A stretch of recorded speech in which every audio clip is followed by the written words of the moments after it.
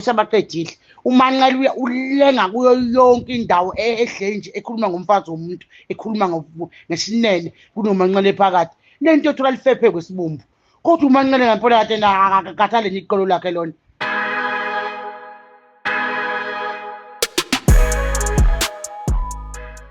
Hello everyone, hope usuku lakho luhamba kahle. uSimomoza usematheni kulezi insuku njengoba nje ikhipha izimfihlo. Uqale nje ngokukhuluma ngethemu yamaskandi, washo nje okuningi, wakhipha amagama abantu. Manje ke usekubantu abadla abafazi babanye abantu. Wagcina seveza ke ukuthi umthandeni ke usake wamudlela umfazi wakhe. Okuthinteke uwelileke komthinta kushuthi enhlizweni njengoba naye uwelile esegcine eseveza ukuthi wena zenzeka, eseveza ukuthi umthandeni usake wafuna besefuna naye ukulala naye. Ngiyacela ukuthi sihambeni ke siyoyizwela ke ngaye ke uwelile ngoba angithanda ukuthi ngidlele isikhathi sakho. Uthi aqala ukufika la, make sure ukuthi ushiya usubscribe ukuze izigaxa zezindaba ezifana nalezi zingakuphuthi. So ashoneni khona ngadlele isikhathi sakho. Nani lapha le post ukuthi uManqele utholakala edle umfazi womuntu futhi. uManqele wakayebamba intombi nale yayetshondela uSimomoza. uManqele abayicwisi. uManqele yonke indawo okukhona khona umfazi womuntu khona uManqele. Uyayibona le post ukuthi uManqele wakahle futhi umfazi womuntu la. Ayisebaqedile. Ayisebaqedile. uManqele ulenga kuyo yonke indawo ehle nje ekhuluma ngomfazi womuntu ekhuluma ngesinene kunoManqele phakathi lento ethola lifephe kwesibumbu kodwa uManqele ngempela kade akakathale niqolo lakhe lona. Yey, nami wasengcomo lapha ngutshela emcimbini esethetha ngemoto emsisi.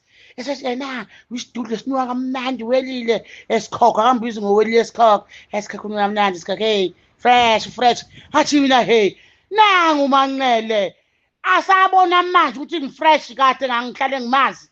uManqele nje uthi mayibona umuntu kuba nama feelings la ukuthi akulalweni. Futhi uManqele la nomuntu emotweni.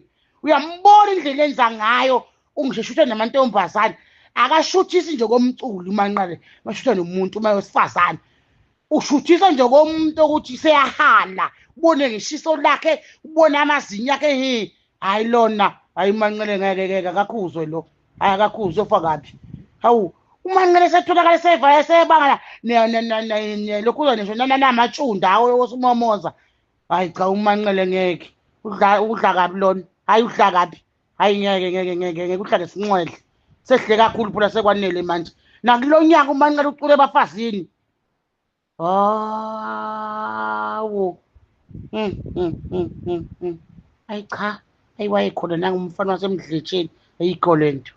Anyway guys, ukushubile but now comment down below umbono wakho ngalolu daba nizweleke nani.